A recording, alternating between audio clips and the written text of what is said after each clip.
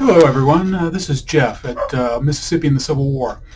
This past week, I got to go through a new museum in Vicksburg, and thought I would do a little tour. I took a lot of pictures, and if you're in Vicksburg, I think this museum is well worth your time. So I thought I would just give you a little overview of what they have to offer. And this is new museum. I think it opened earlier this year. It's the Vicksburg Civil War Museum. It's run by Charles Pendleton, and it's located at 1123 Washington Street in Vicksburg. And I'll go over the hours and the admission fees at the end. But I'm just going to jump right into it. I think this museum has a lot to offer for anyone interested in the Civil War, and is well worth your time. To begin with, just to give you an idea, these are some wide view shots I took as I entered the museum, and as you can see, they have a lot to offer the Civil War enthusiast. Lots and lots of artifacts. If you like looking at stuff, this is the place you want to go, because boy, let me tell you, he's got a lot of original stuff related to the Civil War, and it's quality material. So if you like looking at artifacts, this is definitely the place for you. Now, to begin with, as you go in, one of the very first things you're going to see are what he calls Confederate States secession letters. These are the ordinance statements, the declaration of causes that each southern state issued at the time they seceded, explaining why they were leaving the Union. And he does it for every state, and I think this is a great idea because a lot of people still don't understand the fundamental causes of the Civil War, and particularly the role of slavery in leading to the war. And by reading the Declaration of Causes by each southern state, they make it very clear why they are leaving the Union. And just to give you an example, this is the Declaration of Causes for the state of Mississippi. And it states a declaration of the immediate causes which induce and justify the secession of the state of Mississippi from the federal union. And they make it very plain. They say, our position is thoroughly identified with the institution of slavery, the greatest material interest of the world. Its labor supplies the product which constitutes by far the largest and most important portions of the commerce of the earth. These products are peculiar to the climate verging on the tropical regions. By an imperious law of nature, none but the black race can bear exposure to the tropical sun. These products have become necessities of the world, and a blow at slavery is a blow at commerce and civilization. I mean, they make it very clear, and I think it's great that the first thing you're going to see when you go in the museum is this, getting right to the heart of the causes of the Civil War. As you go on in, this is a pretty neat little item. It's a train bell, and it was dug up on a local plantation, the Hebron plantation, which was just east of Vicksburg. And prior to the Civil War, the Hebron plantation was well known throughout the South. It was known for its huge orchards. They produced all types of fruit that were sent to markets all over the South.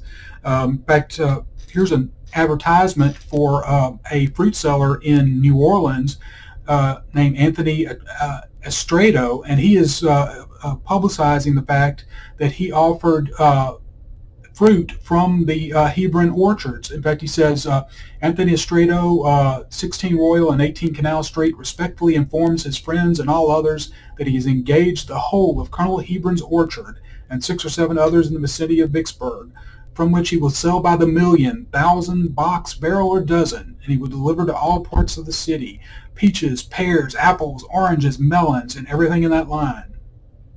So this is a really cool artifact. Now, why a train bell ended up on the Hebron plantation is anybody's guess.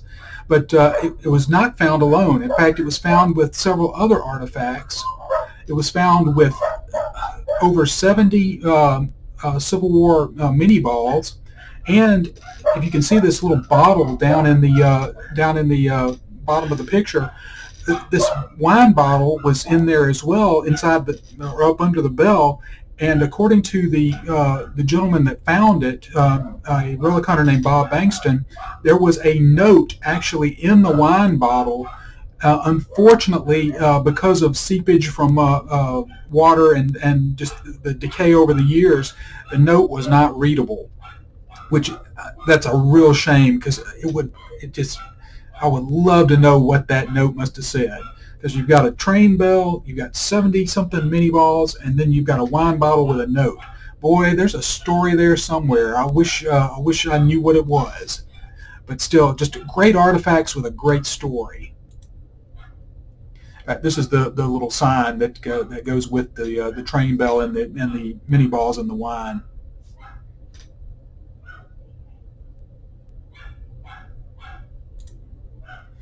Now the museum also has a lot of images of Civil War soldiers and civilians. They've got a lot. This is just a very small sampling. I love Civil War photography. I collect Civil War photographs. So yeah, if you love looking at images from the wartime period, this again is a great museum for you. Just to pick one out of all of these to showcase, I thought this one was really interesting. Looks like a Union private dressed in frock coat, got his musket and all of his accoutrements on. The thing that really grabbed me, though, was his age. This guy looks to be in his 50s at least, which is very unusual. Now, you did have some older guys enlisting at the beginning of the war. Most of them didn't last too long. They start doing some hard campaigning, and boy, those years really started to tell. But I just thought it was interesting to see a Union soldier that old. And again, this is probably a really early war photo. He might not have lasted too long, but he might have made it through a few battles before he had to seek a discharge. Or who knows, he might have been a tough old codger and fought all the way through the war, all the way to Appomattox. There's no telling. Unfortunately, the image is not identified, so we don't have the story of this guy. But again, just a great image. And then the museum also does a very good job of telling about the institution of slavery and how it impacted Mississippi. And they've got some really neat dioramas, like this diorama of a slave working in a cotton field. They've also got a diorama of a woman working, I think she's shelling peas on the front porch of her slave cabin. So it really, this museum really talks about the African American history during the Civil War, a subject which unfortunately does not get enough attention, I think. And this is something else you don't see very often. This is a garment that would have been worn by a female slave. Again, things like this just don't survive very often. So it's great to be able to see these kind of artifacts. It really brings to life the institution of slavery and just how horrible it was.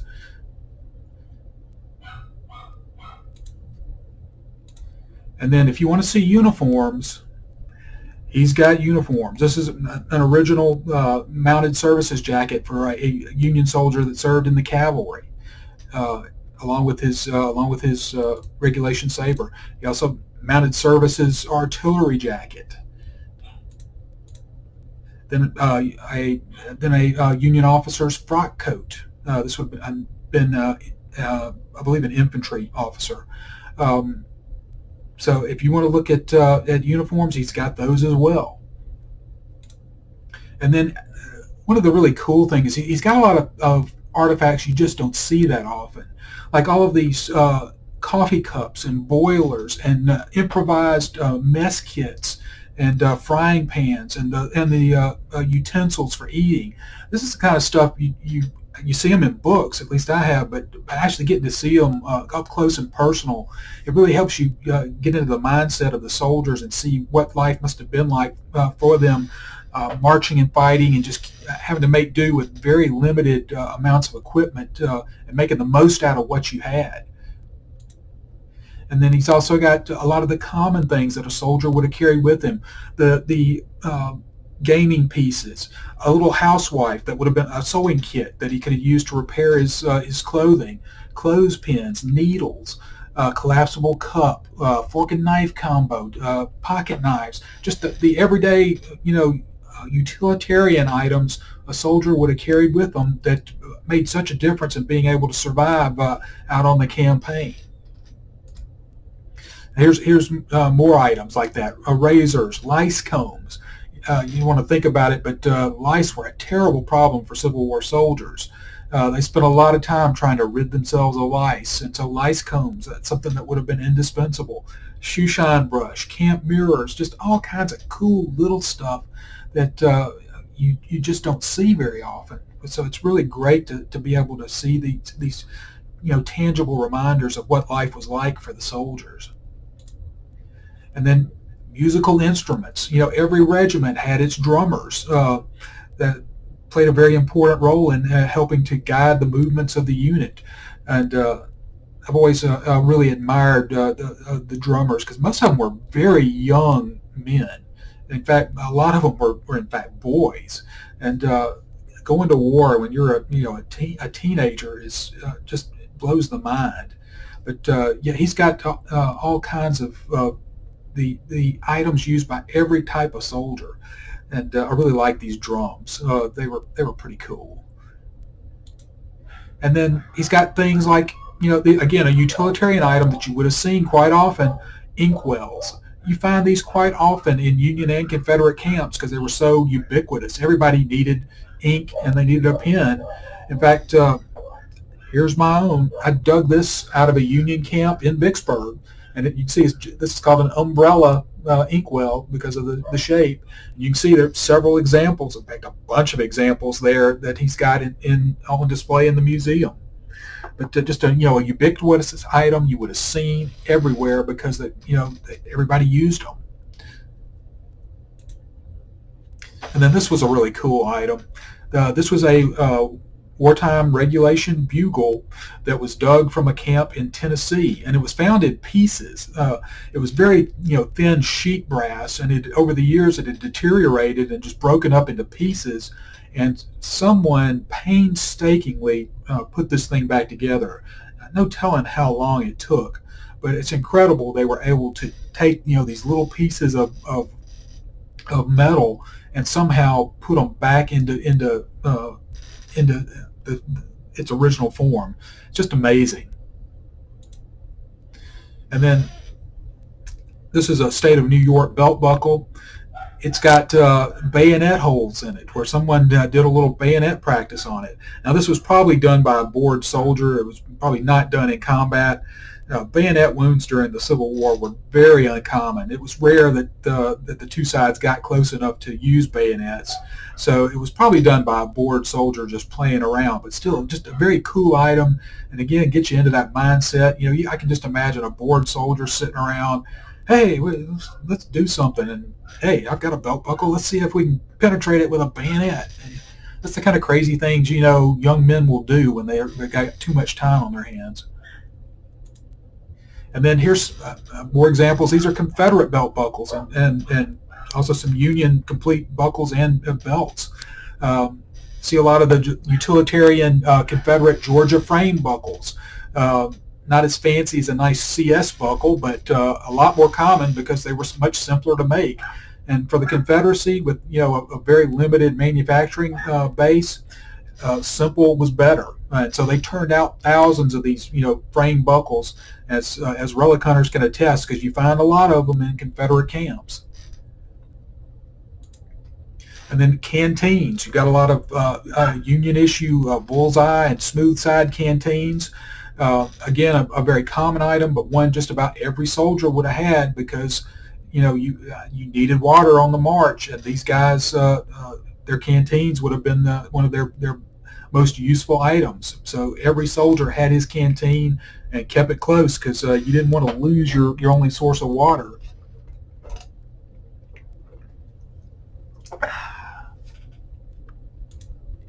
And then this was another just cool little item.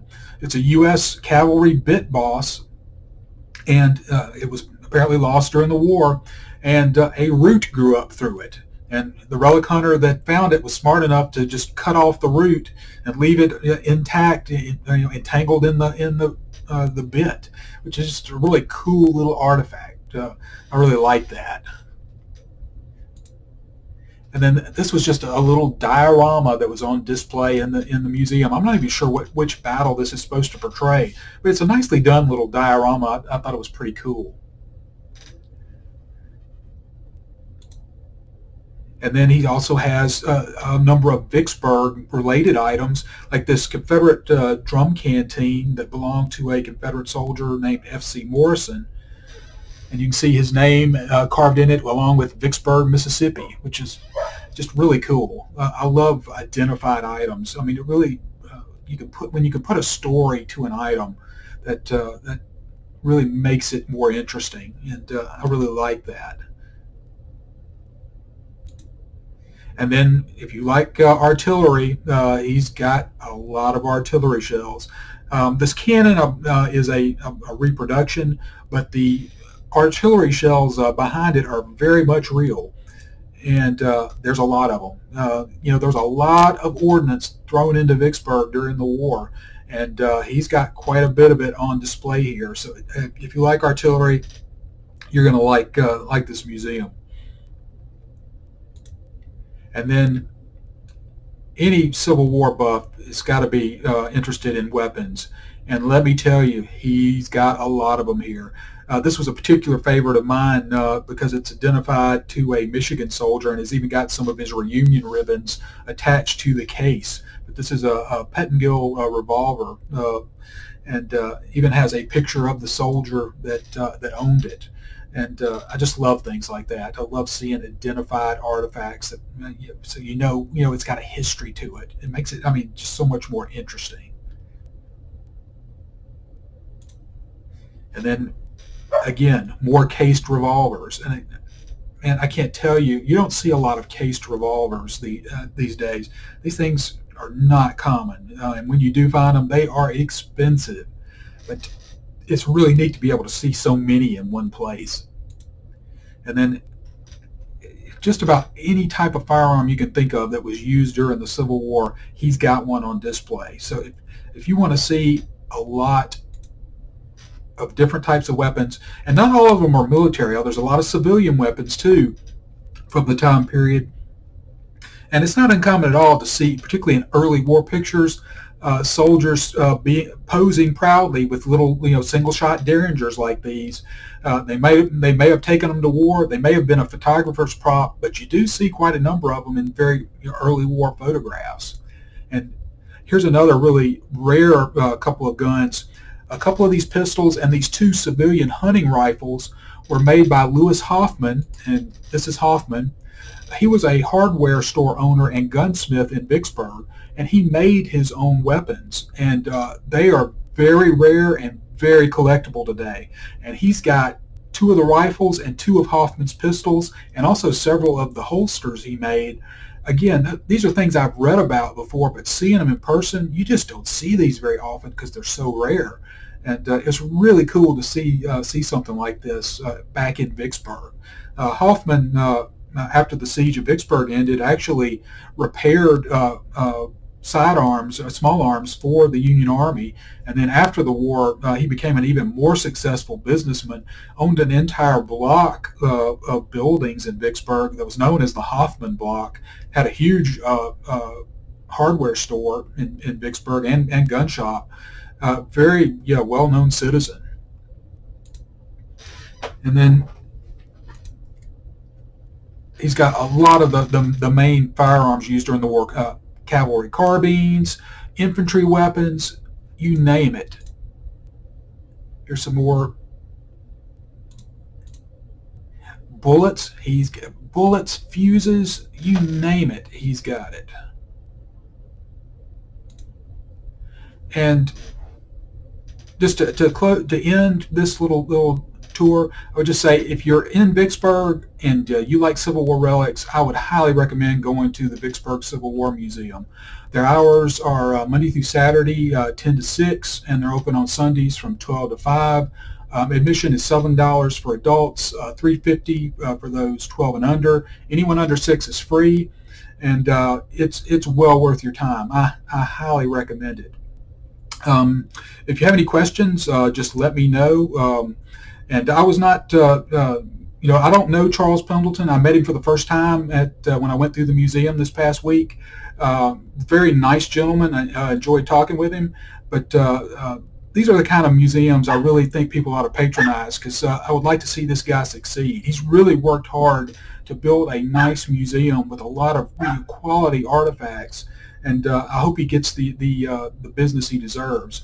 But if you've got any questions or comments, please feel free to leave them. If you like this video, please give it a like and even subscribe to my channel. But thank you for watching, and it's been great being with you this afternoon.